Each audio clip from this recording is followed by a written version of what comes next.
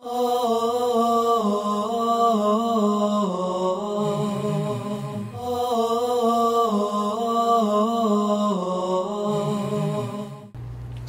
عليكم ورحمة الله وبركاته. الحمد لله رب العالمين، والصلاة والسلام على أشرف الأنبياء والمرسلين نبينا محمد وعلى آله وصحبه ومن تبعهم بإحسان إلى يوم الدين. أما بعد، أعوذ بالله من الشيطان الرجيم. بسم الله الرحمن الرحيم.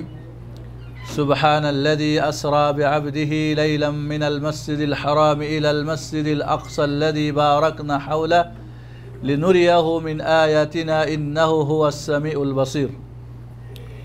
ويقول النبي عليه الصلاة والسلام عندما سأله أبو ذر الغفاري رضي الله تعالى عنه: هل رأيت ربك؟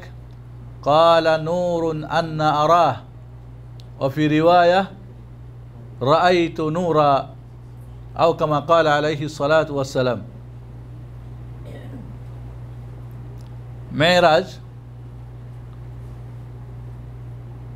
কাকে বলে, কখন, কিভাবে, এবং এর থেকে আমাদের শিক্ষণীয় কি, এই কয়েকটা প্রশ্নের উত্তর আপনাদেরকে দেওয়ার চেষ্টা করব ইনশাআল্লাহ।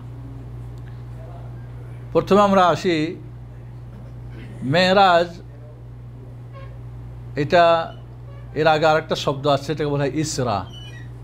ইসরা এবং মেরাজ। ইসরা হলো রাত্রিকালী ভ্রমণ। বাইতুল্লাহিল হারাম মক্কা মুআজ্জামা থেকে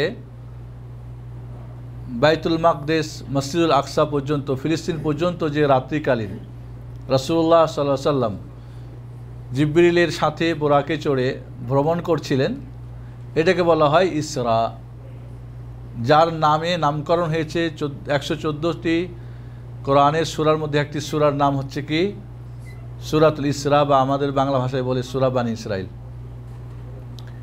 এর প্রথম আয়াতে আল্লাহ রাব্বুল আলামিন ইসরা সম্পর্কে, মক্কা থেকে বাইতুল মাকদেস বা ফিলিস্তিন পর্যন্ত যে সফরটা, এই সম্পর্কে আল্লাহ বলেন: সুবহানাল্লাযী আসরা বিআবদিহি লাইলাম মিনাল মাসজিদিল হারাম ইলাল মাসজিদিল আকসা। সেই মহান রব্বুল আলামিনের পবিত্রতা বর্ণনা, যিনি তার বান্দাকে মুহাম্মদ সাল্লাল্লাহু আলাইহি ওয়াসাল্লামকে রাত্রির একটা অংশে বাইতুল্লাহিল হারাম থেকে, মসজিদুল হারাম থেকে মসজিদুল আকসা, মক্কা থেকে ফিলিস্তিন পর্যন্ত ভ্রমণ করিয়েছিলেন, সফর করিয়েছিলেন। যেই বাইতুল মাকদেসের চতুর্পাশে আল্লাহ রাব্বুল আলামিন ধর্মীয় এবং দিন এবং দুনিয়ার বরকত দিয়ে পরিপূর্ণতা দান করেছিলেন, এর মাধ্যমে তার হাবিব মুহাম্মদ সাল্লাল্লাহু আলাইহি ওয়াসাল্লামকে কিছু নিদর্শন দেখাবের জন্যে।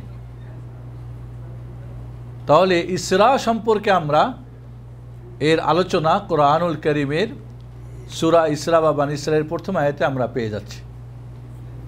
মেরাজ বলা হয় উপরে ওঠার যন্ত্র বা মাধ্যম। সেটা সিঁড়ি দিয়ে ওঠা হতে পারে, আমাদের দেশের মই দিয়ে গাছে আমরা উঠতাম, একসময় হতে পারে চালে উঠতাম, বা এখন মানুষের বানানো লিফট। মোট কথা, রাসূলুল্লাহ সাল্লাল্লাহু আলাইহি ওয়াসাল্লামের বাইতুল মাকদেস থেকে নিয়ে সিদরাতুল মুনতাহা পর্যন্ত যে সফরটা হয়েছিল, ঊর্ধ্বগমন হয়েছিল, এটাকে বলা হয় মেরাজ। এটাকে কি বলা হয়? মেরাজ। তাহলে আমরা ইসরা, মক্কা থেকে ফিলিস্তিন পর্যন্ত, মসজিদুল হারাম থেকে মসজিদুল আকসা পর্যন্ত যে বোরাকে চড়ে জিবরিলের সাথে সফরটা, এটাকে বলা হয় ইসরা। আর বাইতুল মাকদেস থেকে সিদরাতুল মুনতাহা পর্যন্ত যে ঊর্ধ্ব জগতের সফর, সেটা ছিল কি মেরাজ। তাহলে এর দুইটা অংশ, একটা হলো জমিনের সঙ্গে সম্পর্ক, যেটা মক্কা থেকে ফিলিস্তিন, আর একটা হলো উপরের সঙ্গে সম্পর্ক, একটা রাহলা অলুইয়া আর একটা রাহলা সুফলাউইয়া, একটা নিচের সফর, একটা হলো ঊর্ধ্ব জগতের সফর। এই সফরটা কখন হয়েছিল প্রশ্ন আমাদের, ঠিক না? আমরা সাধারণত সবাই জানি যে বর্তমান এখন যে রজব মাস, এই রজব মাসের 27 তারিখেই এই মেরাজ আর ইসরা ঘটেছিল। এর ফলে আমাদের দেশে বিভিন্ন ধরনের একে কেন্দ্র করে আলোচনা সভা, মিলাদ মাহফিল, এছাড়া বিভিন্ন ধরনের আলোচনা, পর্যালোচনা, সেমিনার, একে কেন্দ্র করে ছুটি সরকারি ইত্যাদি ঘটনা আমরা করে থাকি। আসলেই কি এই মেরাজ সুনির্দিষ্ট জানা কোনো দিনে, কোন সময়, কোন মাসে, কোন বছরে এর কোনো নির্দিষ্ট তারিখ বা দিন কাল জানা আছে কিনা? এই ব্যাপারে প্রায় 15টা মতামত এসেছে। কতটা? 15টা মত আসছে যে কখন হয়েছে। এই 15টা মত হওয়াটা কি বলে আমাদেরকে বলেন তো? কি বোঝা যায় যে এর ফায়সালা কোরআনে নাই, এর দিন তারিখ কোরআনে নাই? থাকলে কাউরি মত পার্থক্য করার কোনো সুযোগ থাকতো কি? না। এবং কোনো হাদিসেও নাই, বিশ্বস্ত গ্রহণযোগ্য কোনো হাদিসেও এর প্রমাণ নেই। থাকলেও কাউরি দ্বিমত করার কোনো প্রশ্নই উঠত না। সিরাত রচয়িতা যারা, ইতিহাস যারা লিখেছেন, রাসূলের জীবনী যারা লিখেছেন, আন্দাজ করে একটা কোরআন হাদিসের আলোকে কিছু ঘটনাকে কেন্দ্র করে এক একজন এক একটা সময় বলেছেন। যেমন যদি আমরা বছর ধরি, কেউ বলেছেন নবুয়াতের প্রথম বছরেই এই ইসরার মেরাজ হয়েছিল, পানি নিয়ে এসো। কেউ বলেছেন যে না, নবুয়াতের 5ম বছরে এটা হয়েছিল। প্রথম বছরের কথা ইমাম তাবারি বলেছেন, 5ম বছরের কথা ইমাম কুরতুবী, ইমাম নাওয়ী, সবাই একজন বড় বড় ইমাম, কিন্তু বলবেন কোনো দলিল আছে তাদের কাছে? না, তাদের অনুমান করে গবেষণা করে একটা সম্ভাব্য একটা সময়ের কথা বলছেন। আবার আল্লামা মানসুর পুরী রাহিমাহুল্লাহ, রাহমাতুল্লাহ আলামিনের যিনি লেখক, অত্যন্ত একটা প্রসিদ্ধ সিরাতের কিতাব, তিনি বলছেন না, নবুয়াতের 10ম সালের 27শে রজব যেটা আমরা পালন করে থাকি, তার পক্ষে কোরআন হাদিস থেকে কোনো দলিল দিতে পারেন নাই। আমরা বলবো যে নবুয়াতের 1ম বছরে বা 5ম বছরে বা 10ম বছরের রজব মাসের 27 তারিখে মেরাজ হয় নাই, এর দলিল আমাদের কাছে আছে। এর দলিল আমাদের কাছে আছে। বলবেন দলিলটা কি? জানা দরকার কিনা আমাদের? কারণ আমাদের 27 নিয়ে ব্যস্ত।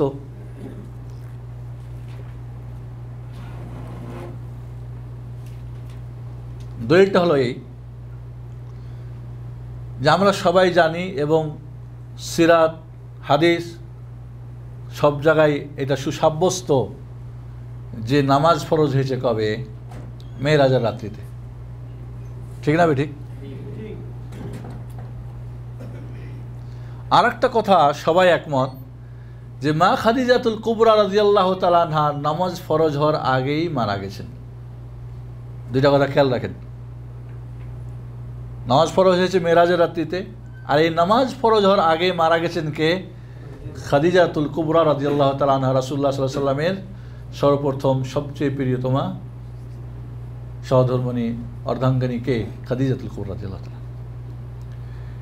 খাদিজা কবে মারা গেছেন? রমজান মাসে।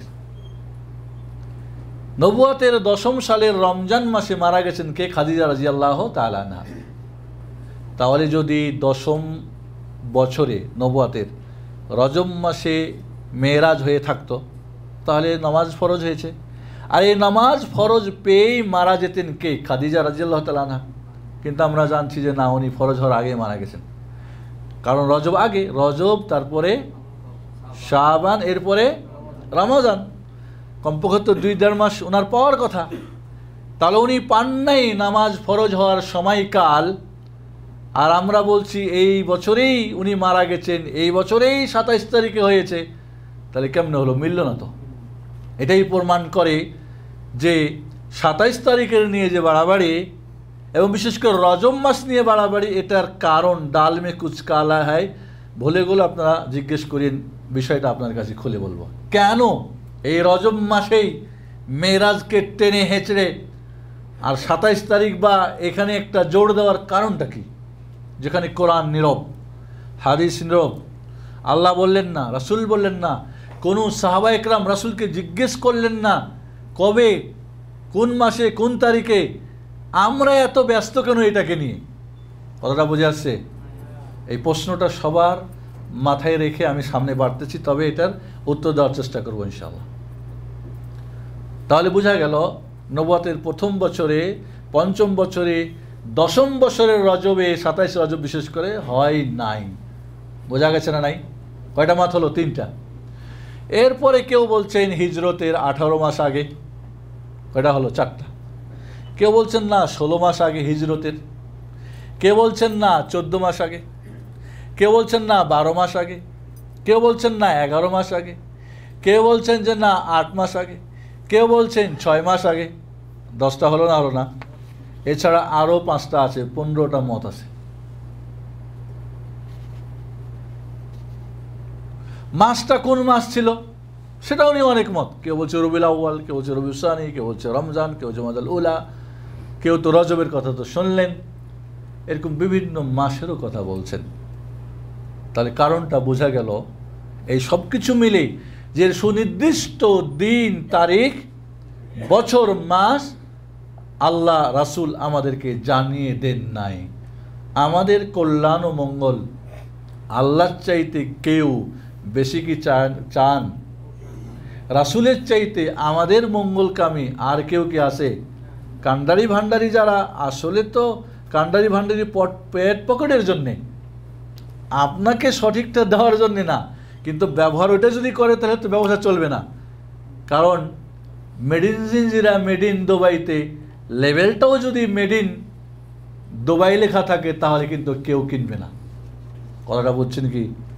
কাজে ওখানে যে লেভেলটা মেড ইন জাপান লিখে দেওয়া হয়, তাহলে অনেকেই বোকারা বা অনেকেই চালাকরাও ঠকে যেতে পারে, এমনটাই স্বাভাবিক, ঠিক না বেঠিক? তাহলে এই মেরাজ হিজরতের আগে আগে হয়েছিল। কতদিন আগে নির্দিষ্ট করে বলার কোনো আমাদের দলিল নেই, তবে হিজরতের আগে আগে, 1 বছর আগে, 8 মাস আগে, 11 মাস, 12 মাস, 14 মাস, হিজরতের আগেই ঘটনা ঘটেছিল, এর মধ্যে কোনো সন্দেহ নেই। মক্কার জীবনী, কারণ রাসূলের জীবনের কয়টা পার্ট নবুয়তের, রিসালাতের? 2টা। একটা মক্কি জীবন 13 বছর, একটা মাদানী মদিনার কয় বছর? 10 বছর। মক্কার জীবনেই এই মেরাজ সংঘটিত, এই ঘটনা ঘটেছিল। তাহলে এর দিন তারিখ যেখানে আল্লাহ আমাদেরকে জানালেন না, রাসূল জানালেন না, রাসূলও সাহাবায়ে কেরাম রাদিয়াল্লাহু তাআলা সবচাইতে দিনের গুরুত্বপূর্ণ জিনিস জানার ব্যাপারে বড় আগ্রহী ছিলেন, তারাও ভুল করে কোনোদিন জিজ্ঞাসাও করলেন না। আর আমরা এত ব্যতিব্যস্ত কেন হয়ে গেলাম? এই প্রশ্নটার উত্তর আগে দিন।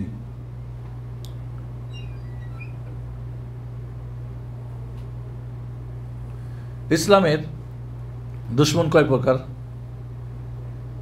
2 প্রকার। একটা জাতীয়, একটা বিজাতীয়। একটা জাতীয় দুশ্মন মানে ঘরের মুসলমানদের ভিতর হতে, একটা বিজাতীয় মুসলিম, ইহুদি, খ্রিস্টান, হিন্দু, বৌদ্ধ, নাস্তিক, লেনিনদের, কার্ল মার্কসের, মাও সেতুং, বিভিন্ন পুঁজিবাদী, সমাজবাদী, বিভিন্ন বাদী আছে না, এরা হলো সব বিধর্মী, যারা বিজাতীয় দুশ্মন। একটা দুশ্মন হলো কি জাতীয় দুশ্মন। এদের লেবাস পোশাক, এরা কালেমা পড়ে, নামাজ পড়ে, হজ করে, যাকাত দেয়, যতটুকু সম্ভব করে এরা, মুসলমানদের ভিতরে এরকে বলা হয় জাতীয় দুশ্মন। এই জাতীয় দুশ্মনের মধ্যে সবচাইতে মারাত্মক দুশ্মন হলো যারা মহব্বতের দোহাই পেড়ে মুসলমান প্রমাণ করতে চাই। একটা গ্রুপ হলো আহলে বাইতের মহব্বত, যেটা শিয়া রাফেজি, আর একটা হলো কি ওয়ালিদের মহব্বত, যেটা হলো সুফি। এই সুফিবাদ, কারণ খ্রিস্টান ইহুদিদের থেকে জন্ম হলো, খ্রিস্টান ইহুদিদের থেকে জন্ম হলো শিয়া রাফেজিদের, আর শিয়া রাফেজিদের থেকে জন্ম হলো সুফিবাদের। গোড়াটা কোথায়? বিজাতীয় দুশ্মন থেকে প্রোডাকশন করে ঘরের মধ্যে ঢুকাই দেওয়া হয়েছে। ঘরে যদি আপনার বউ চোর হয়, সিন্ধুকে কিছু থাকবে? থাকবে কিছু? কে চুরি করছে ধরতে পারবেন? কারণ হে তো বাড়ির মালিক, হে কি চুরি করে নাকি? তাহলে বাড়ির মানুষ যদি চোরকে সহযোগিতা করে, ওই ঘরে কিছুই থাকার কথা না।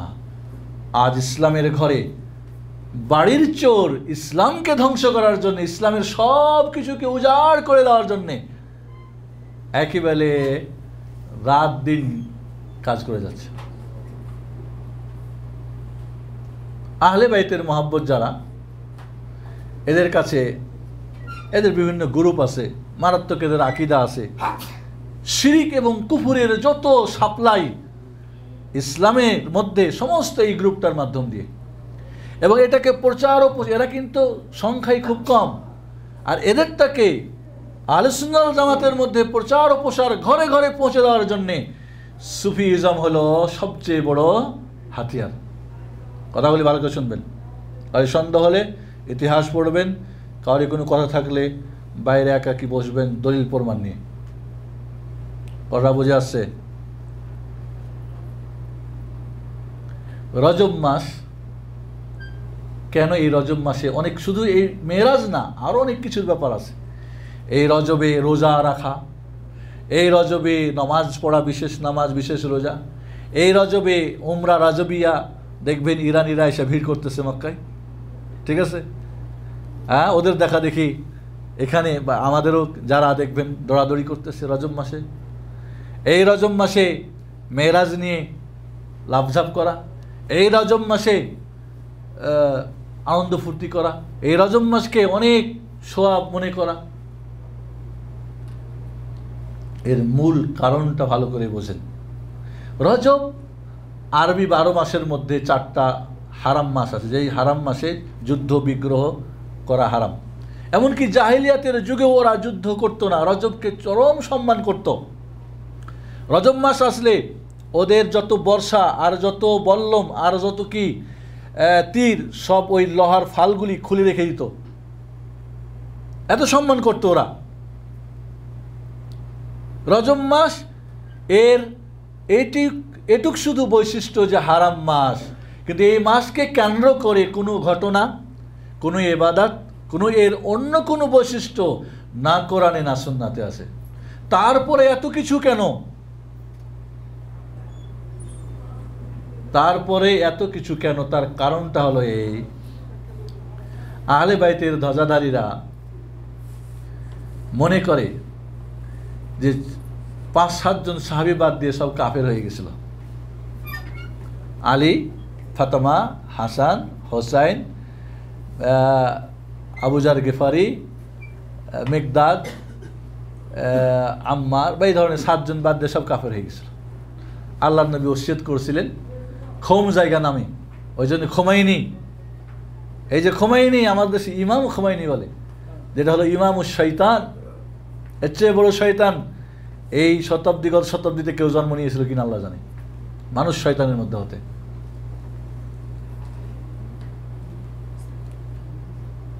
একে আল্লাহর নবী এর একটা জাল হাদিস বানিয়েছে যে আল্লাহর নবী মাকামে খমে সাহাবীদেরকে বিদায় হজ থেকে ফেরতের সময় সবাইকে একত্রিত করে, বিশেষ করে আবু বকর ওমরকে ডেকে বললেন, আমার পরে খলিফা হবেন, ইমাম হবেন আলী।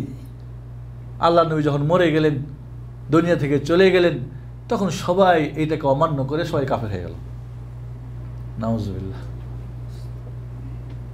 আবু বকর, ওমর, উসমানের খেলাফতের কথা স্বয়ং আলী রাদিয়াল্লাহু তাআলা আনহুর মাধ্যমে ওদের কিতাবে আজও লেখা আছে, কিন্তু এগুলি পড়তে দিলেও তার পড়লে তো কি আপনাদের কিতাব মকসুদুল মুমিনিন, বেহেশতি জিওর, না কোরআন আর হাদিস?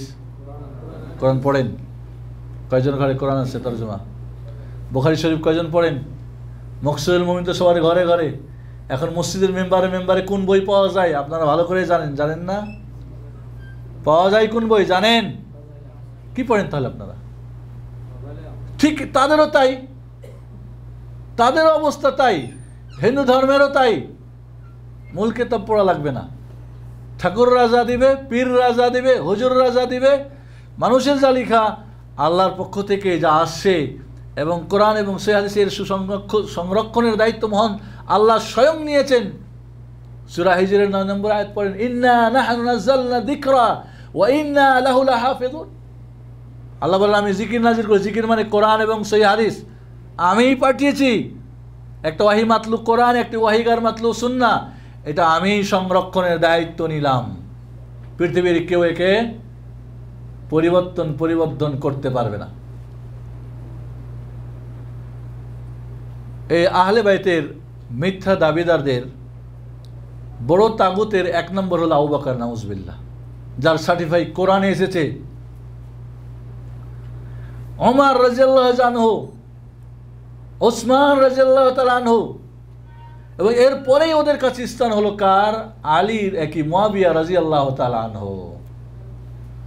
এবং এদের বইপত্রে এবং এদের দ্বারা প্রভাবে প্রভান্বিত আমাদের আহলুস সুন্নাত ওয়াল জামাতের বড় বড় হুজুররাও এই ধরনের বই লিখেছে। এই জন্যে শয়তান খোমাইনি যখন ইরানে বিপ্লব করলো, শয়তানের বিপ্লব, তখন আমাদের দেশের বড় বড় একাতারের বড় বড় দার্শনিক আর বড় বড় হুজুররা, কারণ সুফিবাদের লেজ যাদের সঙ্গে জড়া আছে ওদের সঙ্গে শিয়াদেরকে একটা আতাত রয়েছে, বুঝুক আর না বুঝুক।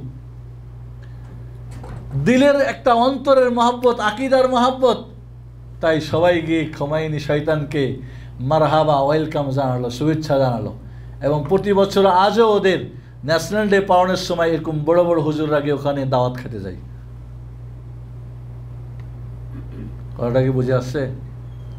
এরা এই রজব মাসের 22 তারিখে মারা গিয়েছিলেন মুয়াবিয়া রাদিয়াল্লাহু তাআলা আনহু, যিনি মুসলিম জাতির 20 বছর অত্যন্ত গুরুত্বপূর্ণ সহকারে সারা পৃথিবীর মুসলিম জাতির যেখানে অধিবাস সেখানে পরিচালনা করেছিলেন।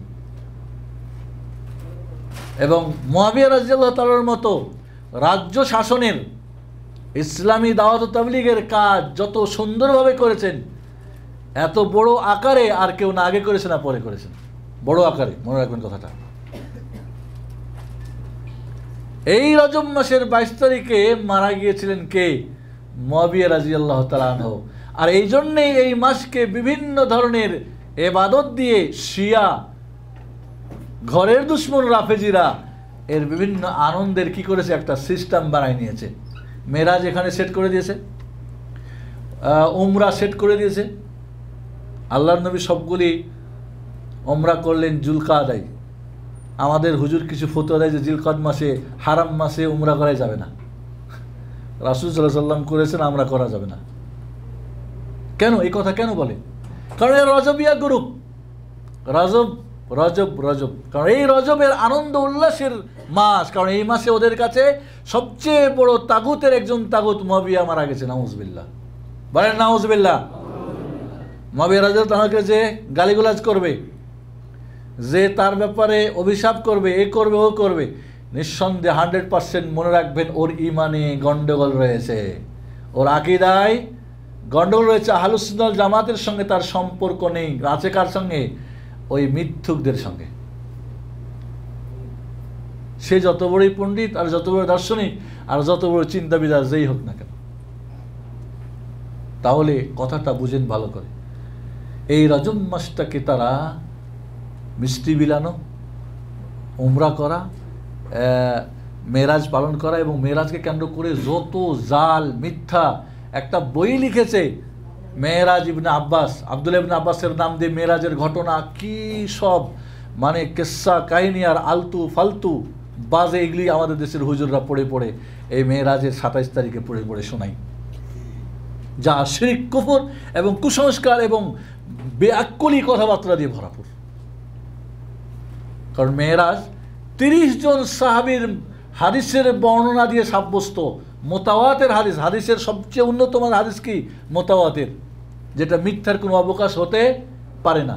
তাহলে 30 জন, 3 জন মহিলা সাহাবী আর 27 জন পুরুষ সাহাবী দ্বারা যেই ঘটনা সুসাব্যস্ত, সহিহাইন, বুখারী, মুসলিম, সুনানে আরবা, আরও মুসনাদ, সমস্ত গ্রন্থে এই হাদিসগুলি সবার কাছে। সেখানে জাল বানানো কিসসা কাহিনী বর্ণনা করবে কারা? কারা করবে? নিজের বাপ যার নাই সে না অন্যের বাপের কথা বলে বেড়াবে? যার নিজের বাপ আছে নিজের বাপের কথা বলেই তো শেষ হবে না। কি বলেন আপনারা? করাটা ঠিক না? জি।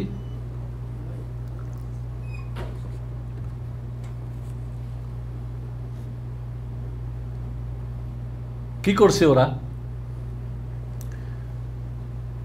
মুয়াবিয়া রাদিয়াল্লাহু তাআলার মৃত্যু ঘটছে। এই মুয়াবিয়াকে আহলে সুন্নাত জামাতের মানুষ সবাই ভালোবাসে, জানে আলী এবং মুয়াবিয়ার ঘটনাটা একটা রাজনৈতিক কারণ ছিল, এবং এখানে হাজার মিথ্যার পাহাড় গড়ে সম্পূর্ণ ইতিহাসটাকে ভিন্নভাবে শিয়া এবং রাফেজিরা চালাই দিয়েছে, যেটা বিশাল সিন্ধুর মাধ্যমে প্রকাশ পেয়েছে। বিশাল সিন্ধু না, এটা কি? মিথ্যার সিন্ধু। এর মধ্যে 100%-এর 105 বা আরও আপ যত মিথ্যা এখানে ভরা আছে। আর এই বই পড়ে আমরা আকীদা বিশ্বাস মনে করি। এছাড়াও আমাদের দেশে কিছু পণ্ডিতদের লেখা বইটই আছে, এগুলো পড়ি আমরা। ওরা তো আর মুয়াবিয়া রাদিয়াল্লাহু তাআলা আনহুর মৃত্যু বলে পালন করে না। কিভাবে পালন করে? কয় ওদের ইমাম জাফর সাদিক রাহিমাহুল্লাহ আহলে বাইতের একজন ইমাম, তাকে আমরা ভালোবাসি, কবুল করি, আমাদের একজন তিনি। তার জন্ম তারিখ এই মাসে বানিয়ে নিয়েছে। এখন একটা মানাতে হলে ওদের একজন ইমাম কয় না আমাদের ইমামের এই মাসের জন্ম তারিখ। আমাদের দেশে এরকম কিছু ঘটনা শোনা যায় যে জন্ম তারিখ নাকি একটা, তো আর একজনের মৃত্যুর দিন নাকি জন্ম তারিখ বানাই নিয়েছে, এরকম ঘটনা শোনা যায়। এরকম সত্য মিথ্যা জানি না, কারণ আমরা পালনও করি না, জানি না কোন দিন কে মানে আর কি করে আমরা জানি না। তাহলে মুয়াবিয়া রাদিয়াল্লাহু তাআলা আনহুর মৃত্যু মাসকে ওদের একজন ইমাম কে? ইমাম জাফর সাদেকের জন্ম তারিখ বানাই নিয়েছে। ইমাম জাফর সাদেকের জন্ম হলো 8ই রমজান, 8ই রমজান 81 বা 82 হিজরিতে। কত হিজরি? 81 বা 82 হিজরির 8ই রমজান। তাকে 2 মাস আগাই নিয়ে রজবে সেট করে দিয়ে তার একটা আনন্দ ফুর্তি, কারণ এই দিনে মারা গেছে ওদের বড় দুশ্মনকে, মুয়াবিয়া, নাউজুবিল্লাহ। মুয়াবিয়াকে যে দুশ্মন মনে করে, ইয়াজিদকে যে দুশ্মন মনে করে, তার ইসলামের সঙ্গে সম্পর্ক আছে বলে সন্দেহ রয়েছে।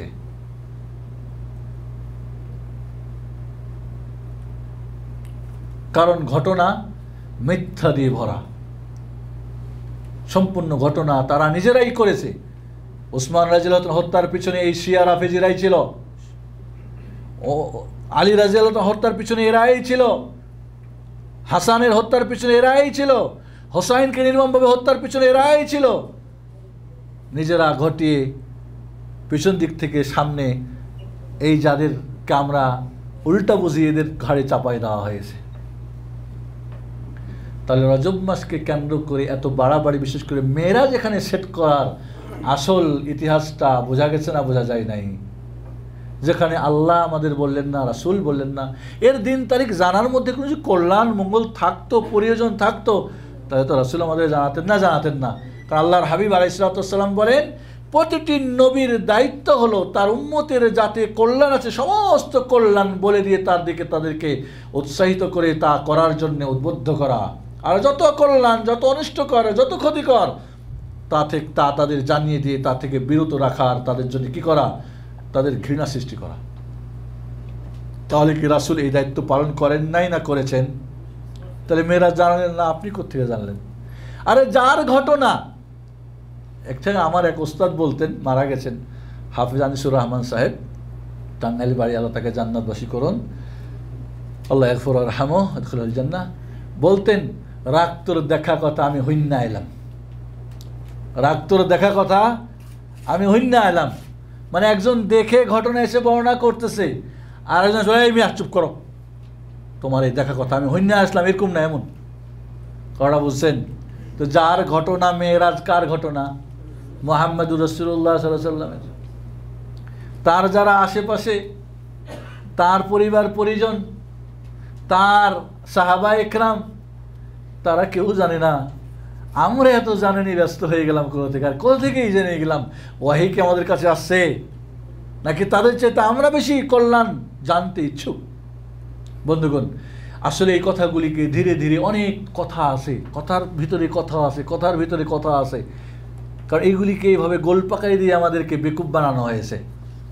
তবে এটুক জানানো জরুরি ছিল যে কেন এই রজবকে নিয়ে এত বাড়াবাড়ি। রজবের প্রথম জুমাতে 12 রাকাত নামাজ পড়লে সব মাফ হয়ে যাবে, রোজা রাখলে 60 বছর রোজা রাখা হয়ে যাবে, উমরা করলে অমুক হয়ে যাবে, এই মাসে কি বলে মেরাজ হয়েছে, মেরাজের ঘটনা নিয়ে অনেক বাড়াবাড়ি চড়াচ্ছে, গল্প গুজব কিসসা কাহিনী, এবং আহলে বাইতের নামে নজর মানা, অমুক করা তুমুক করা, শিরিক কুফর দিয়ে ভরে দেওয়া, বিদআত দিয়ে ভরে দেওয়া, এগুলি হলো আমাদের ইসলাম মুসলমানকে ধ্বংস করার পথ। শিরিক মুসলমানের ধ্বংস না নাজাত, বিদআত কুসংস্কার, মিথ্যা, আল্লাহর নামে মিথ্যা, রাসূলের নামে মিথ্যা, জান্নাত না জাহান্নাম। তো এগুলি নিয়ে আমরা কেন বাড়াবাড়ি করি, কেন করি, কারণটা কি? পরিশেষে আমাদের এটুক প্রমাণ হলো মেরাজ কবে, কোন মাস, কোন দিন, কোন মাস, কোন বছর, এর কোনো সাব্যস্ত, এর কোনো আমাদের কাছে প্রমাণ নেই। আর যদি প্রমাণ হয়েই যায়, 1 সেকেন্ডের জন্য ধরে নিই, একে কেন্দ্র করে কিছু এক্সট্রা ইবাদত করা, রোজা রাখা, নামাজ পড়া, দান খয়রাত করা, উমরা করা, মাহফিল করা, কোরআন খানি করা, আলোচনা মাহফিল করা, ইত্যাদি ইত্যাদি ইত্যাদি করা, সবগুলি কি ওই ইসলাম মুসলমানের দুশ্মনদের পক্ষ থেকে প্রোডাকশন করে পাঠিয়ে দেওয়া। কারণ যেটা কোরআন হাদিস দ্বারা সাব্যস্ত না, এমন কাজ করলে জান্নাত হবে না জাহান্নাম হবে? আল্লাহর সন্তুষ্টি পাওয়া যাবে না নারাজ? আল্লাহর দিকে যাওয়া যাবে না অন্য দিকে চলে যাবে? জান্নাতে পৌঁছবে না জাহান্নামে যায় পৌঁছবে? তাহলে এটা আমাদের তো কাজ না। আমরা আজকে আপনাদেরকে এই রজব মাসে কেন মেরাজের কথা বলছি, কারণ এই মেরাজকে কেন্দ্র করে মিথ্যার সাগর ভরা হয়েছে।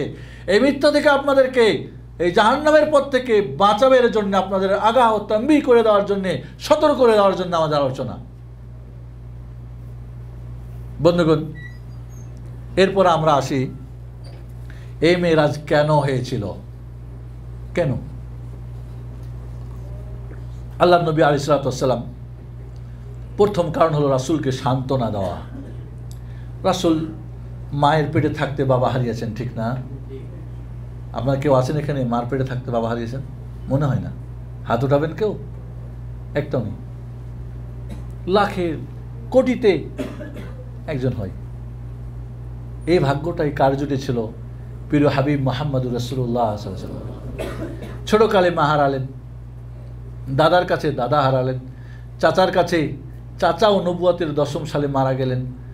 বাড়িতে যদি সান্ত্বনা দিতেন, তার একেবারে লাইফ পার্টনার খাদিজা, যার সব কিছু দিয়ে রাসূলকে সহযোগিতা করেছিলেন দিন ও দাওয়াতের কাজে, তিনিও এই রজব মাসের রমজান মাসে মারা গেলেন। মক্কার দাওয়াত, যেখানে আল্লাহর নবী আলাইহিস সালাতু ওয়াস সালামের সবচেয়ে কষ্ট ছিল তার দাওয়াত কেউ গ্রহণ না করলে, আর সবচেয়ে খুশি ছিল কেউ যদি তার দাওয়াত গ্রহণ করতে। এর চেয়ে আর বড় কিছুই তার পাওয়ার ছিল না। আল্লাহু আকবার।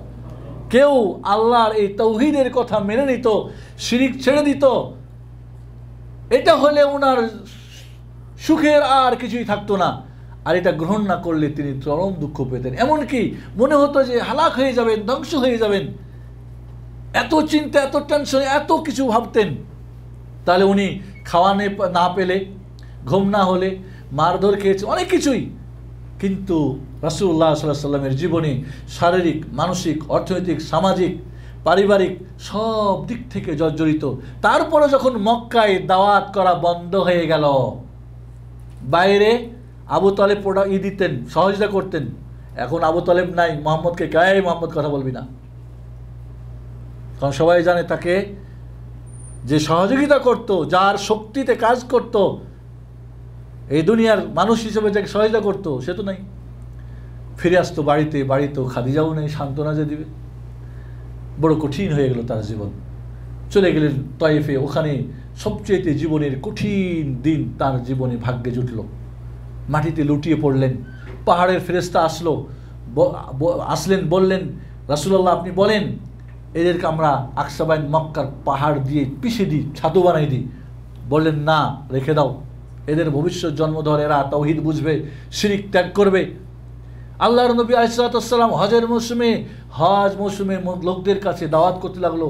নিজের আপনজনরা সবাই বলে, এই মুহাম্মদের কথা শুনো, ও পাগল, এটা ওটা জাদুঘর ইত্যাদি। বিভিন্ন বাজারে যেখানে বিভিন্ন গোত্রে গ্রামগঞ্জে গিয়ে দাওয়াত করা শুরু করলো, সবাই প্রত্যাখ্যান। আল্লাহর নবীর এই দিনগুলি বড় কঠিন হয়ে লাগলো। এদিকে হিজরত ঘনিয়ে আসতেছে, মক্কা ছেড়ে মদিনা যেতে হবে, প্রস্তুতি চলতেছে। আল্লাহ রাব্বুল আলামিন চাইলেন তার নবীর এই সমস্ত দুঃখ দুর্দশা, এই পৃথিবীর মানুষ তাকে প্রত্যাখ্যান করেছে, কিন্তু তার সৃষ্টিকর্তা মহান রব্বুল আলামিন প্রত্যাখ্যান করে নাই। তাই তিনি মানুষ আপনাকে প্রত্যাখ্যান করলেও আসুন আমার ঊর্ধ্ব জগতে একবার আপনি আমার সঙ্গে সাক্ষাৎ করে যান না। তাই আল্লাহ রাব্বুল আলামিন তার রাসূলকে ইসরা এবং মেরাজ করে তার জীবনের দুঃখ দুর্দশা যত কষ্ট সব ভুলিয়ে দিয়েছিলেন। আল্লাহু আকবার। তাহলে এটা সান্ত্বনা, এক নম্বর কারণ কি? সান্ত্বনা। 2 নম্বর, নবী রসুলদের প্রত্যেককে আল্লাহ রাব্বুল আলামিন মুজিজা দান করেছেন। আর সবচেয়ে বেশি মুজিজা দান করেছেন সর্বশ্রেষ্ঠ নবী মুহাম্মদুর রাসূলুল্লাহ সাল্লাল্লাহু আলাইহি ওয়াসাল্লামকে। এর মুজিজার সংখ্যা 1000-এর অধিক ছিল। কত? তার মধ্যে সর্বশ্রেষ্ঠ মুজিজা কি? আল কোরআন। সর্বশ্রেষ্ঠ মুজিজা কি? আজ পর্যন্ত এই কোরআনের একটা আয়াত কেউ লিখে দিতে পারে নাই। কত আরবি পণ্ডিত সারা পৃথিবীতে, কত আরবি ডিপার্টমেন্ট খুলে আরবি ভাষার সাহিত্য চর্চা হয়, কিন্তু একটা আয়াত লেখার কাজ সম্ভব হয় নাই। কারণ আল্লাহ চ্যালেঞ্জ করেছেন, সম্ভব না। এটাই যে তিনি সত্য নবী তার প্রমাণ।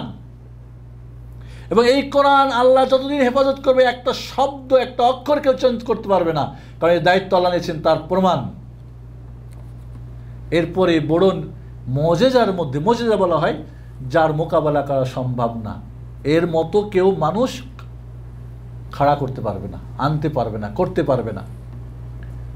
অলৌকিক, এবং যেটা নবী রসুলদের জন্য নির্দিষ্ট, মানুষের জন্য না। কারণ কারামাত যেটা, সেটা হয়তো আউলিয়াদের জন্য, মুমিন বান্দাদের জন্য হতে পারে। মনে রাখবেন, প্রত্যেকটা মুমিন আল্লাহর ওয়ালি, প্রত্যেকটা মুমিন আল্লাহর ওয়ালি। আল্লাহর ওয়ালি হওয়ার জন্য জটা ঘটা আর খানকা আর তরিকা হওয়া শর্ত না। এগুলি হলো শয়তানের ওয়ালিদের কাজ। এটা কার কাজ? শয়তানের ওয়ালিদের কাজ। বন্ধুগণ, আল্লাহ রাব্বুল আলামিন তার নবী মুহাম্মদুর রাসূলুল্লাহ সাল্লাল্লাহু আলাইহি ওয়াসাল্লামের রিসালাত এবং নবুয়তকে সুসাব্যস্ত করার জন্যে এবং অকট্ট দলিল প্রমাণ করার জন্য এই মেরাজ একটা মুজিজা দান করেছিলেন। তাহলে 2 নম্বর কারণ কি? রিসালাত এবং নবুয়তের বিশ্বস্ততা, সত্যতাকে প্রমাণ করার জন্য। বুঝা আসছে? 3 নম্বর কারণ, রাসূলুল্লাহ সাল্লাল্লাহু আলাইহি ওয়াসাল্লাম ওয়াহির মাধ্যমে ঊর্ধ্ব জগতের কথা, জান্নাত জাহান্নাম ইত্যাদি ইত্যাদি শুনছেন। শুনেন নাই? দেখা কথা আর শোনা কথা কি সমান? লাইসা সামউ কাল মুশাহাদা। দেখা, শোনা কোনোদিন দেখার মতো হয় না। আল্লাহ রাব্বুল আলামিন রাসূলুল্লাহ সাল্লাল্লাহু আলাইহি ওয়াসাল্লামের ইলমুল ইয়াকিনকে, হাক্কুল ইয়াকিন, তার জ্ঞানের ভান্ডারকে বাড়িয়ে দেওয়ার জন্যে, ওই জন্য লিনুরিয়াহু মিন আয়াতিনা, আমার আয়াত নিদর্শনা বলি আমি তাকে দেখাবো, তার ঈমান মজবুত হয়ে যাবে, তার ইলমুল ইয়াকিন থেকে হাক্কুল ইয়াকিন, আইনুল ইয়াকিন পর্যন্ত পৌঁছে যাবে, জানার জগতে কি হয়ে যাবে, তার পরিপূর্ণতা লাভ হবে। আর যে যত বেশি পরিপূর্ণ জানবে, সে তত আল্লাহর কাজে তত বেশি শক্তিশালী হবে। তাই আল্লাহর নবী আলাইহিস সালাতু ওয়াস সালামকে জ্ঞানের জগতে মানুষ হিসাবে জানার পরিপূর্ণতা দান করার জন্যে, ইয়াকিন করে দেওয়ার জন্যে আল্লাহ এই মেরাজের ব্যবস্থা করেছিলেন, ইসরা এবং মেরাজ। 4 নম্বর কারণ হলো যে মক্কার জীবনে অনেক ঘাত প্রতিঘাত, কষ্ট, বিপদ আপদ, এর চাইতে কিন্তু দাওয়াতের কাজের জন্যে মদিনার জীবনে আরও কঠিন আকার ধারণ করবে। আর কঠিন যখন হয় তখন আরও নিজে কঠিন হতে হয়, হয়তো হয় না মানসিক শারীরিক শক্তিশালী হতে হয় না। তাই রাসূলকে শারীরিক এবং মানসিকভাবে শক্তিশালী বানানোর জন্যে এই মেরাজের এই দাওয়াত দিয়েছিলেন আল্লাহ রাব্বুল আলামিন, রাসূলকে এই তোহফা দান করেছিলেন, এই মেরাজের এই ঘটনা ঘটিয়েছিল। এছাড়া আরও কারণ থাকতে পারে, আছে এই 4টা মূল কারণ। তাহলে তাকে শারীরিক এবং মানসিকভাবে দাওয়াতের কাজে আরও শক্তিবান, আরও শক্তিশালী, আরও কঠিনভাবে দায়িত্ব পালন করার যোগ্যতা, প্রস্তুতির তৈরি করার জন্য আল্লাহ এই মেরাজের ব্যবস্থা করেছিলেন। ঊর্ধ্বজগতের সফর আজ পর্যন্ত বিজ্ঞানীদের কাছে বড় কঠিন। ঊর্ধ্ব আকর্ষণে বিমানটা যে মধ্য আকর্ষণের উপরে ঊর্ধ্ব আকর্ষণে চলে যায়, তাহলে উপরে কোথায় যাবে খবর থাকবে না, খোঁজ করেই পাওয়া যাবে না। নিম্ন জগতে পড়লে তো বিধ্বস্ত হয়ে বোঝা যাবে যে কোথায়, কিন্তু উপরে গেলে কোথায় গেছে কোনো খবরই পাওয়া যাবে না। ঊর্ধ্ব জগতের সফরের জন্যে আল্লাহ রাব্বুল আলামিন তার হাবিবের শারীরিক একটা প্রস্তুতি, মানসিক প্রস্তুতি, তাই এই মেরাজটা সশরীরে জাগ্রত অবস্থায় হওয়ার আগে কোনো বর্ণনায় এমন পাওয়া যায় যেটা স্বপ্নের জগে এই মেরাজ সংঘটিত হয়েছিল। স্বপ্নে আপনার যদি একটা জিনিস জানা থাকে, তাহলে বাস্তবে যখন আপনি দেখবেন তখন আপনার কাছে সহজ মনে হবে না, আর জানাই যদি না থাকে তো অনেক কঠিন মনে হবে। তাই স্বপ্ন যোগে এই মেরাজ একবার হয়েছিল কোনো বর্ণনা। এই জন্য অনেক ঐতিহাসিকরা স্বপ্নে মেরাজ বলে, সশরীরে বলে না। আসলে মেরাজ দুইবার, একবার স্বপ্নে প্রস্তুতি হিসাবে আসল মেরাজের জন্যে, আর একটা হলো সশরীরে জাগ্রত অবস্থায়। 30 জন সাহাবীর বর্ণনার সারসংক্ষেপ সেটা হলো এই, আল্লাহ নবী বলেন যে আমি হাতিম ইসমাইল বা হিজর ইসমাইল, হাতিম কাবা ঘরের কিছু অংশ দেখবেন ঘেরা আছে, এটা বানানো হয়নি ঘর, এখানে শুয়েছিলেন জাগ্রত এবং ঘুমন্ত মধ্য একটা অবস্থাতে। কোনো বয়াতে উম্মু হানির ঘরে ছিলেন এমন কিছু পাওয়া যায়। সেইখান থেকে জিবরিল আমিন বের করে নিয়ে এসে জমজম কূপের পাশে নিয়ে এসে তার সিনাটা ফেড়ে দিয়ে হার্ট অপারেশন করে দিলেন। রাসূলুল্লাহ সাল্লাল্লাহু আলাইহি ওয়াসাল্লামের হার্ট অপারেশন অধিকাংশ ওলামাদের কাছে দুইবার। একবার শৈশবকালে মা হালিমার ঘরে যখন দুধ পান করতেছিলেন, তখন মানুষের ভিতরে একটা শয়তানের কালো অংশ আছে, এই অংশটাকে কেটে বের করে দেওয়া হয়েছিল, যাতে করে শয়তান কোনোভাবে কোনো প্রভাব রাসূলের প্রতি না ফেলতে পারে। আরেকবার অপারেশন হলো যখন তিনি এই মেরাজে যাচ্ছেন তার আগে। এছাড়া ইবনে হাজার আসকালানী রাহমাতুল্লাহ আলাইহি ফাতুল বারির মধ্যে আরও একবার সিনা চেক বা কী বলে ওটাকে হার্ট অপারেশনের কথা বলেছেন, এবং সেটাও অনেকটা বর্ণনাতে বোঝা যায় সেটা ছিল যখন প্রথম ওহী আসে। তাহলে প্রথমটা ছিল ভেতরের শয়তানের অংশ কেটে বের করে দেওয়া, দ্বিতীয় অপারেশন ওহীর এই ভার দায়িত্ব কাঁধে নেওয়ার মতো উপযুক্ত করা, আর তৃতীয় অপারেশন হার্ট অপারেশন ঊর্ধ্ব জগতের সফরের উপযুক্ত বানানো। বোঝা গেছে কথা? কেটে জমজমের পানি দিয়ে সব ধুয়ে একটা স্বর্ণের পেয়ালা বা একটা বাটির মধ্যে হাড়টা বের করে রেখে পরিষ্কার করে ঈমান এবং হিকমাত দিয়ে ভরপুর করে দিয়ে সেলাই করে দেওয়া হলো। ঈমান এবং হিকমাত, ঈমান কাকে বলে? অন্তরের বিশ্বাস, মুখের স্বীকৃতি, কাজে বাস্তবায়ন। আর হিকমত কি? যে জিনিসটা যেখানে রাখা দরকার সেইখানে রাখাটাই হলো হিকমত।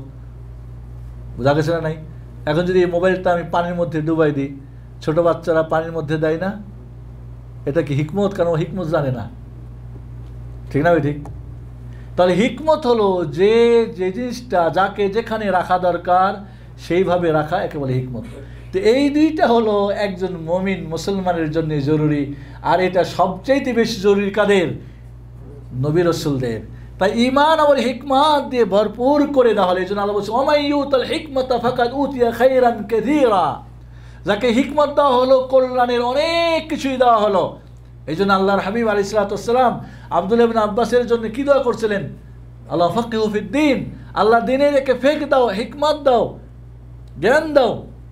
তাহলে ঈমান এবং হিকমত দিয়ে ভরে দেওয়া হলো। এরপরে বোরাক হাজির করা হলো, বোরাক খচ্চরের চাইতে বড়। খচ্চর বুঝেন? খচ্চর হলো গাধা এবং ঘোড়ার মিলনে যে বাচ্চা হয় তাকে খচ্চর বলে, ঠিক আছে? গাধার চাইতে একটু বড়, খচ্চরের চাইতে ছোট, সাদা রঙের।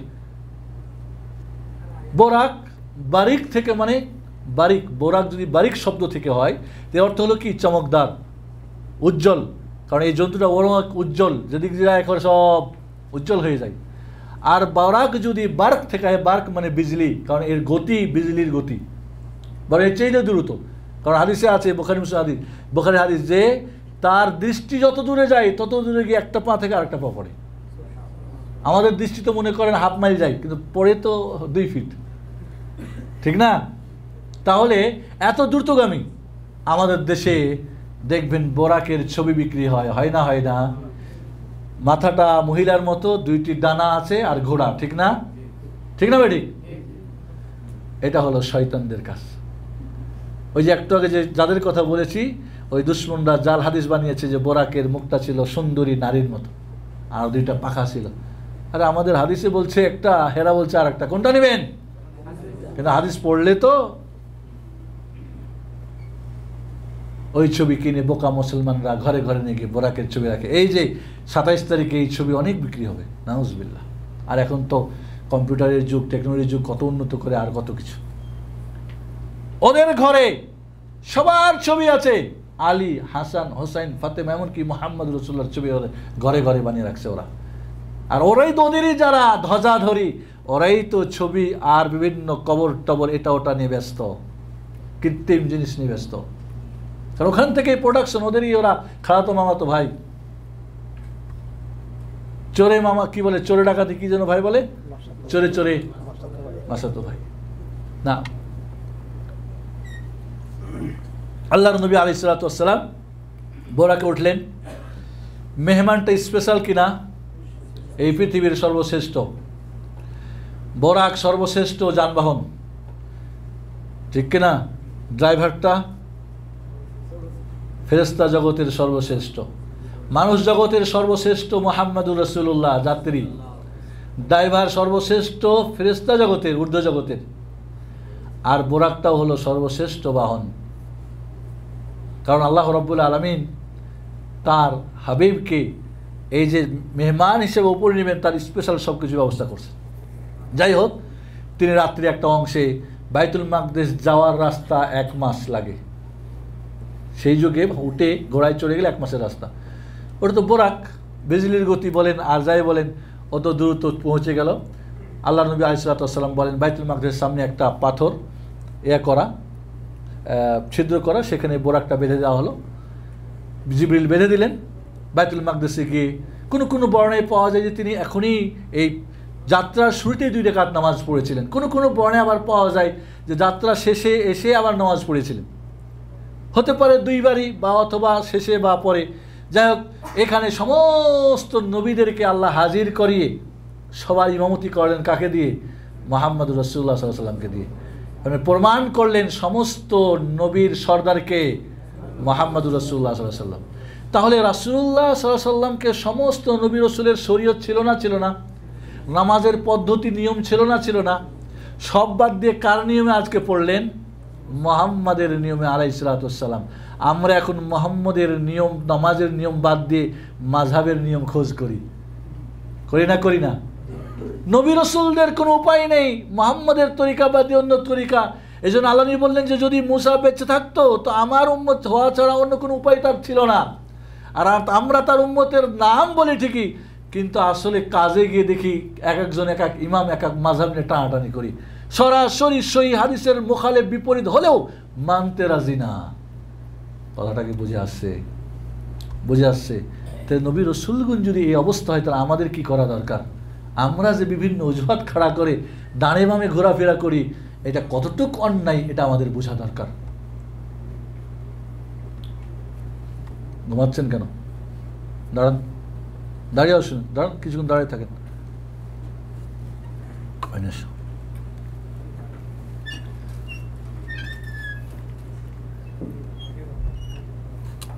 এটা ওরসের ওয়াজ মাহফিল না, আর বাংলাদেশের সল্লা লাগা ওয়াজ মাহফিল না। যে শুনবেন আর শেষে খালি দোয়া করে নিয়ে জান্নাতের সার্টিফিকেট নিয়ে চলে যাবেন। এখানে নিজে কাজ করে জান্নাত নিতে হবে, এর মওয়াজ মাহফিল। বুঝে আসছে কথা না আছে নাই? হ্যাঁ, ঘুম ধরে কেন? এটা ঘুম ধরার ওয়াজ মাহফিল নাকি? হাদিস করেন আলোচনা। তবে শয়তান অবশ্যই ঘুম দেওয়ার চেষ্টা করবে, সাবধান, শয়তানের সঙ্গে যুদ্ধ করার চেষ্টা করবেন। কেউ ঘুমালে চিমটি কেটে জোরে দেবেন যেন উঠে যায়। সারা জিন্দেগি কেসা কাহিনীর ওয়াজ শুনে ঘুম পেড়ে জীবন নষ্ট করেছেন।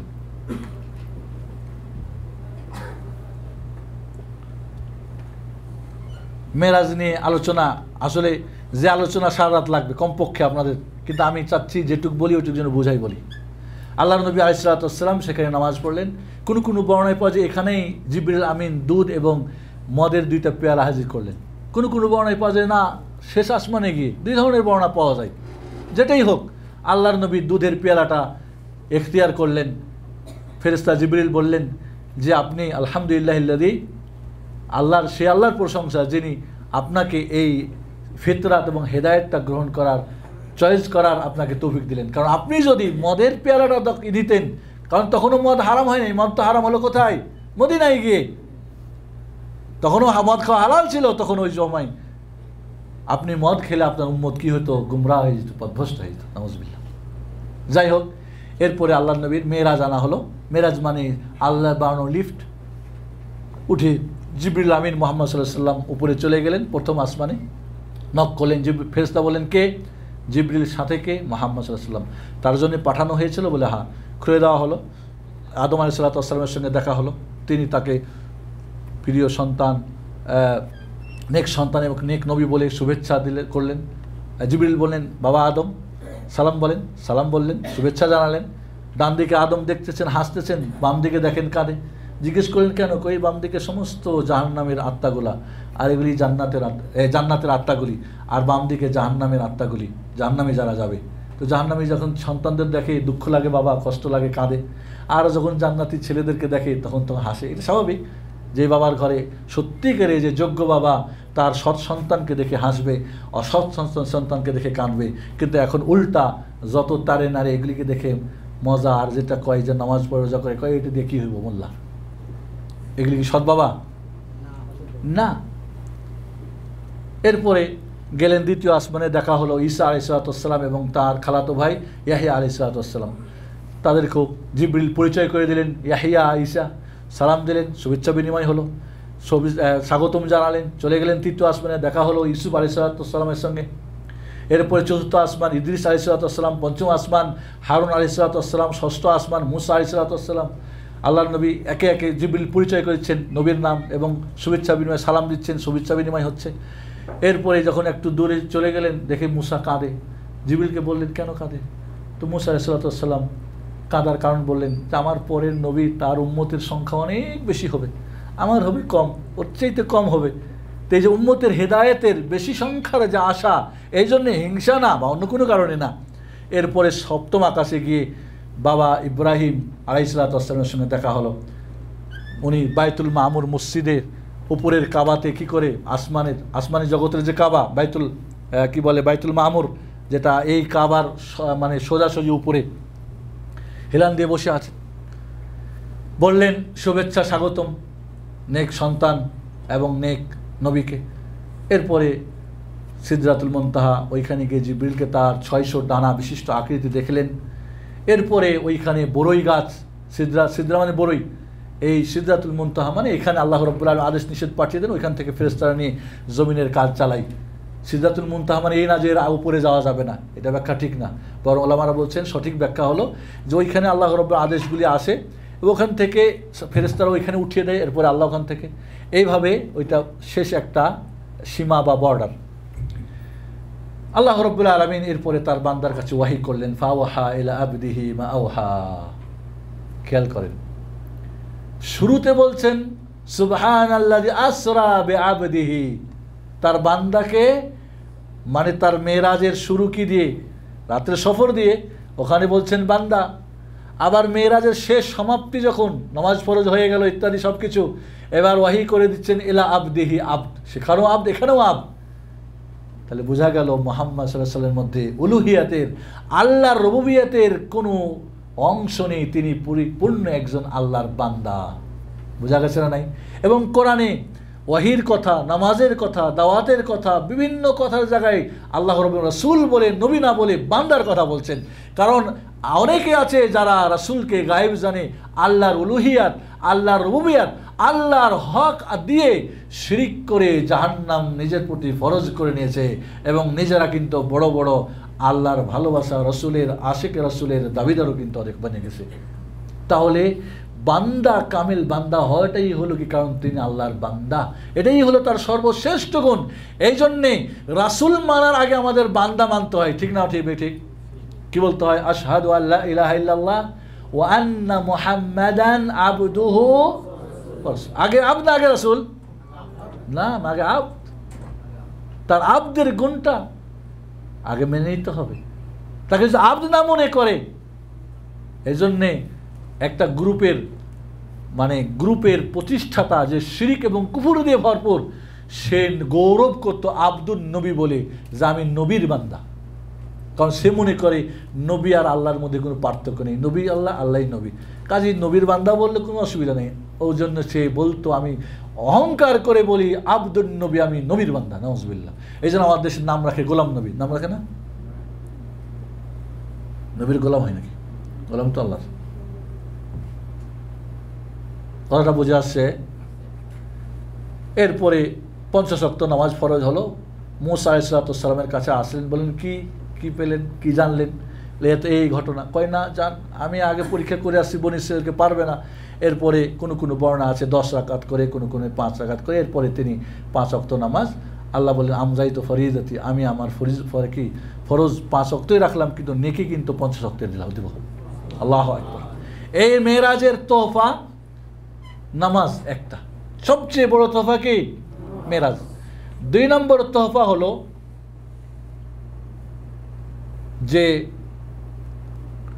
যে ব্যক্তি আল্লাহর সঙ্গে শিরিক করবে না, যে ব্যক্তি আল্লাহর সঙ্গে শিরিক করবে না, অন্য বড় বড় কবিরা গুনাহ আল্লাহ তাকে মাফ করে দিবেন। কিন্তু শিরিক করে মরে গেলে মাফের আর চান্স নেই। ইন্নাল্লাহা লা ইয়াগফিরু আন ইউশরাকা বিহি ওয়া ইয়াগফিরু মা দুনা যালিকা লিমান ইয়াশা। শিরিকের গুনাহ নিয়ে তওবা ছাড়া মরে গেলে মাফের আর কোনো, ক্ষমার কোনো চান্স নেই। এটা দ্বিতীয় তোহফা। তৃতীয় তোহফা হচ্ছে যে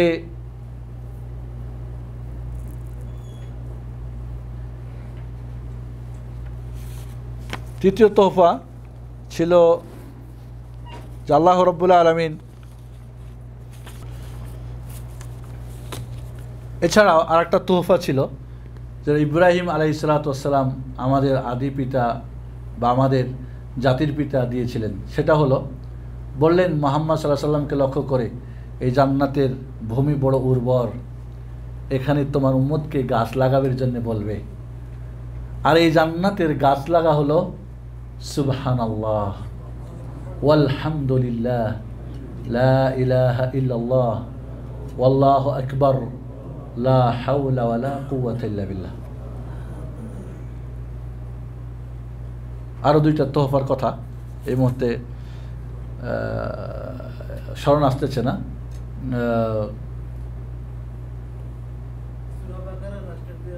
আহসান্ত। সূরা বাকারার শেষ আয়াতগুলি, সূরা বাকারার শেষের আয়াতগুলি এই মেরাজের তোহফা ছিল। আর একটা, হ্যাঁ পড়ছেন মনে হচ্ছে ঘটনাটা, আর একটা তোহফা। যাই হোক, আইয়া না না না এটা করছি না। যাই হোক, এই তোহফাগুলি নিয়ে আল্লাহর নবী ফেরত আসলেন বাইতুল মাকদেসে। কোনো বর্ণনা পাওয়া যায় আবার তিনি নবীদেরকে নিয়ে নামাজ পড়লেন, এটা আগে বা পরে বা 2 বার। এরপরে বোরাকে উঠে চলে আসলেন মক্কায়। পথের মধ্যে মক্কার ব্যবসায়ী কাফেলা সামদেশে গেছিল, এরা ফেরত আসছিল। 3 জায়গায় এদের সঙ্গে দেখা হলো। এদের উটটা বোরাক দেখে ভয় পেয়ে গেল, ওদের পানি থেকে উট পানি পান করলেন। মক্কায় পৌঁছে এসে উম্মে হানিকে বললেন, ফুফু আমার রাত্রের ঘটনা এই ঘটছে। কয় বাবা খবরদার এই ঘটনা পড়ো না, এমনি তো তোমাকে মৃত্যুক বলে, যে সব কি তুমি বলো বানাইটা নাই, হ্যাঁ এইটা কি সম্ভব? 1 মাস যাওয়ার রাস্তা, 1 মাস আসার রাস্তা, তুমি রাত্রে সব কিছু করছো, এটা কেমন কথা বলো? আল্লাহর নবী আলাইহিস সালাম আইনুল ইয়াকিন, তার দৃঢ় বিশ্বাস, যে না, সত্য বলতে হবে। তাই তিনি সকালবেলা হাতিমে গিয়ে এগুলি বর্ণনা করতে ধরলেন। আবু জাহাল দেখে বলল, বসে বসে উনি চিন্তা করছেন কি করবেন। আবু জাহাল বলল, হ্যাঁ মোহাম্মদ, নতুন কোনো খবর তো বললো। হ্যাঁ আছে তো। বলে কি ঘটনা? বলে এই হয়েছে, ইসরা হয়েছে, মেরাজ হয়েছে। কয় দাঁড়াও দাঁড়াও দাঁড়াও। আবু জাহাল মনে করলো আজকে মোহাম্মদকে মৃত্যু সাব্যস্ত করার একটা বড় চান্স। এই অমুক গ্রুপ অমুক দল সবাই আসো, সবাইকে ডেকে হেঁকে মুসলমানদের আবু বকর সবাইকে ডেকে, আবু বকর জানো তোমার দোস্তের কথা? কয় যদি বলে তাহলে সত্য, কারণ এর চাইতে উপরের আসমানের কথাও আমি বিশ্বাস করি। এরপরে বললো, হ্যাঁ মোহাম্মদ তুমি বলো। এই তো বর্ণনা করা শুরু করলেন। ওরা কে বলে, দেখছো দেখছো দেখছো কি কয়, এ কি, হ্যাঁ কেউ তাবির মারে, আরে এই তো আজকে মোহাম্মদ মিথ্যা প্রমাণিত হয়েছে। এগুলো অসম্ভব কথাবার্তা। তো কেউ কেউ বললো, আচ্ছা ঠিক আছে, বাইতুল মাকদেস তো মোহাম্মদ কোনদিন সফর করে নাই। আমাদের মধ্যে অনেকে আছে যারা ফিলিস্তিন দেখছে, বাইতুল মাকদেস সম্পর্কে জানে। আচ্ছা ঠিক আছে মোহাম্মদ, বাইতুল মাকদেসের বর্ণনা জিজ্ঞেস করি, তুমি বলো। আল্লাহর নবী বর্ণনা করতে ধরে আর বর্ণনা করতে পারেন না, আটকে যাচ্ছেন। তো কোনো বর্ণনা আছে তিনি 2 রাকাত নামাজ পড়লেন বা আল্লাহর কাছে বললেন, আল্লাহ রাব্বুল আলামিন পুরা বাইতুল মাকদেস তার সামনে হাজির করে দিলেন। যিনি সপ্তম আকাশে নিয়ে গেছেন সিদরাতুল মুনতাহা পর্যন্ত, তিনি বাইতুল মাকদেস পুরা দুনিয়া হাজির করতে পারবেন না? না, হাজির করে ফেললেন। আল্লাহর নবী একটা করে দেখার বর্ণনা করে, যা জিজ্ঞেস করি সবই তো পারে, এটা তো ঠিকই আছে, মিথ্যার তো কোনো অবকাশ নেই। এবং বললেন, দেখো তোমাদের কি বলে ব্যবসা কাফেলা অমুক জায়গায় আবুয়া বাতহা বা রাওহা অমুক জায়গায় দেখেছি, ওরা অমুক সময় আসবে। আমাদের বোরাক দেখে ভয় পেয়েছিল, সেটাও জিজ্ঞেস করো। ওদের পানি পান করেছিল, ওটাও জিজ্ঞেস করো। ওরা যখন আসলো জিজ্ঞেস করো, বলে হ্যাঁ এমন তো হয়েছিল। তারপরও কাফেরের কুফুরি বেড়ে গেল, আবু বকরের ঈমান বেড়ে গেল। মেরাজ, কাফেরের কুফুরি বাড়বে, মুশরিকের শিরক বাড়বে, বেদাতির বেদাত বাড়বে, যারা মিথ্যুকের মিথ্যা বাড়বে, কেসা কাহিনী গল্প গুজব বাড়বে। আর যিনি মুমিন মুসলমান তার ঈমান ও তাকওয়া বাড়বে, তারা লকব পাবে সিদ্দিক। এরা সত্যের, এরা কোরআন ও হাদিস সবচেয়ে মহাসত্য কি? কোরআন, যা আল্লাহর কাছ থেকে আসছে। ওমান আসদাকু মিনাল্লাহি কিলা। এবং এরপরে সাদিকুল মাসদুক, সবচেয়ে সত্যবাদী কে? মুহাম্মদুর রাসূলুল্লাহ সাল্লাল্লাহু আলাইহি ওয়াসাল্লাম। এবং আল্লাহর পক্ষ থেকে তাকে সত্যায়ন করা হয়েছিল মাসদুক, তার কথা সুন্নাহ হাদিস, এটাই তো সে সাথে নিবে এবং এর সঙ্গেই থেকে কি সে সত্যবাদী হয়ে যাবে। বন্ধুগণ, আল্লাহর নবীর এই সমস্ত মেরাজের ঘটনা বর্ণনা করে এমন কিছু বর্ণনায় পাওয়া যায় যারা মুসলিম, দুর্বল, এখনও মজবুত হয় নাই, কিছু মুরতাদ বা দিন ছেড়ে দিয়েছিল, এমনও কিছু বর্ণনায় পাওয়া যায়। আল্লাহু আলাম। বিষয় শেষ, সময়ও শেষ। মেরাজ থেকে শিখলাম কি? এখানে আমার কাছে প্রায় 50টার বেশি মেরাজের শিক্ষার আপনার কাছে নোট করছিলাম। আমি কয়েকটা বলবো। 1 নম্বরে হলো, মেরাজের সবচেয়ে বড় তোহফা কে? নামাজ। এই নামাজের হেফাজত করতে হবে। নামাজ প্রথম হিসাব হবে আখেরাতে, পাস করলে পাস, ফেল করলে ফেল। বোঝা গেছে কথা? আখেরাতে পাস করতে চান, মুমিন বলে দাবি করেন, নামাজ 5 ওয়াক্ত পড়বেন, এর বাইরে কোনো উপায় নেই। নিজের পরিবার, ছেলে মেয়ে সবাই। 2 নম্বর তোহফার মধ্যে সূরা বাকারার শেষ আয়াতগুলি পড়বেন। রাত্রিবেলা পড়লে তার জন্য যথেষ্ট হয়ে যায়, সমস্ত অনিষ্ট খারাপি থেকে হেফাজত থাকবে। 3 নম্বর, জান্নাতে গাছ লাগাবেন, বেশি বেশি করে সুবহানাল্লাহ, আলহামদুলিল্লাহ, আল্লাহু আকবার এবং লা হাওলা ওয়ালা কুওয়াতা ইল্লা পড়বেন। শিরক থেকে বাঁচবেন, কারণ শিরক থেকে বাঁচলে এই তোহফায় আপনি জান্নাত একদিন না একদিন পাবেন। কিন্তু শিরক করে মরে গেলে জান্নাতের কোনো আশা করা যাবে না। এ থেকে আরও আমরা শিখলাম যে আল্লাহর নবী আলাইহিস সালাতু ওয়াস সালাম গায়েব জানতেন না। অনেক আছে না যে নবীরা গায়েব জানে, ওলিরা গায়েব জানে। রাসূল গায়েব জানলে গায়েবীভাবে বাইতুল মাকদেসের খবর দিয়ে দিতেন, ঠিক না বেঠিক? হাজির করার প্রয়োজন ছিল না। 3 নম্বরে হলো যে ফেরেশতারাও গায়েব জানতেন না। আল্লাহর নবী মুহাম্মদ সাল্লাল্লাহু আলাইহি ওয়াসাল্লামকে নিয়ে গেটে হাজির হয়ে গেছে ফেরেশতা জিবরিল, তারপরে জিজ্ঞেস করে কে? এর মানে গায়েব জানলে তো জিজ্ঞেস করার প্রয়োজনই হতো না। এই জন্য গায়েব একমাত্র কে জানে? আল্লাহ। এবং আল্লাহ যাকে গায়েব জানান তিনি ছাড়া আর কেউ গায়েব জানে না। কাজে আল্লাহ ছাড়া অন্য কেউ গায়েব জানতে পারে, হতে পারে, এটা সম্পূর্ণ শিরক এবং কুফরি আকীদা। এছাড়া আরও যেটা আমরা জানলাম যে আল্লাহর নবী আলাইহিস সালাতু ওয়াস সালাম নূরের তৈরি ছিলেন না। আল্লাহর নবী রাসূল সাল্লাল্লাহু আলাইহি সাল্লাম আল্লাহকে কি দেখেছিলেন স্বচক্ষে না দেখেন নাই? আমাদের দেশে দিদারে ইলাহির নাম দিয়ে লেখালেখি আর ওয়াজ নসিহত দিয়ে ফাটে পড়ে। যিনি গেছিলেন তার কাছ থেকে উত্তরটা নেবেন না আপনার হুজুরের কাছ থেকে নেবেন? কার থেকে নেবেন? দেখেছেন কি না রাসূল জানেন, আপনাদের হুজুররা জানে? মুসলিম শরীফের হাদিস, আবু যার গিফারি রাদিয়াল্লাহু তাআলা আনহু জিজ্ঞেস করেন, হাল রাআইতা রাব্বাক, আপনি কি আপনার রবকে দেখেছেন? বলেন, নূরুন আন্নারা, নূর কিভাবে দেখব? আল্লাহ রাব্বুল আলামিন নূরের পর্দার মধ্যে থাকেন। এটা খুলে দিলে জ্বলে পুড়েছে, যেরকম তুর পাহাড় জ্বলে ফেটে গেছিল, চূর্ণ বিচূর্ণ হয়ে গেছিল না? মুসা আলাইহিস সালাম যখন বলছিলেন রব্বি আরিনি আনজুর ইলাইক, কালান তারানি, দেখতে পাবা না। আল্লাহ বলছেন লা তুদরিকুল আবসার, এই চোখ আল্লাহকে পাওয়া সম্ভব না, দেখা সম্ভব না। অনবর আছে রাআইতু নূরান, আমি নূর দেখেছি। তো নূরকে দেখতে সমস্যা হওয়ার কি কথা? আল্লাহ রসুলের নূরের পর্দা, তো নূরকে ভেদ করে দেখে নেওয়ার কথা না? দেখে নেওয়ার কথা না? দেখতে পাচ্ছে না মানে আবার দেখতে সমস্যাও। 5 ব্যাটারির টর্চ যদি চোখে ধরা হয় দেখবেন কিছু? দেখবেন নাকি? তাহলে আল্লাহর নবী আলাইহিস সালাতু ওয়াস সালাম, এছাড়াও আল্লাহর নবী আলাইহিস সালাতু ওয়াস সালাম, এখানে এই বিশেষ কয়েকটা আমাদের বললাম, আমাদের এখানে অনেকগুলি প্রায় 50টা ফায়দা বা উপকারিতায় মেরাজ থেকে। আর সর্বশেষ যেটা বলবো, মেরাজকে কেন্দ্র করে দিন সময় জটা ঘটা করে কোনো নির্দিষ্ট ইবাদত, আলোচনা, সেমিনার, সিম্পোজিয়াম, লেখালেখি, ছুটি, অমুক তমুক, এগুলি সম্পূর্ণ ইসলামের বাইরের কাজ। এগুলি সম্পূর্ণ বেদাত, কুসংস্কার, ইসলামের নামে এগুলি সব অমুসলিম যারা ইসলামের দুশ্মন তাদের পক্ষ থেকে আসা, এগুলি সম্পূর্ণভাবে আমরা ত্যাগ করব।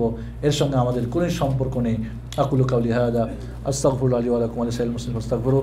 সাল্লাল্লাহু আলা মুহাম্মাদ ওয়া আলা আলিহি ওয়া সাহবিহি আজমাইন।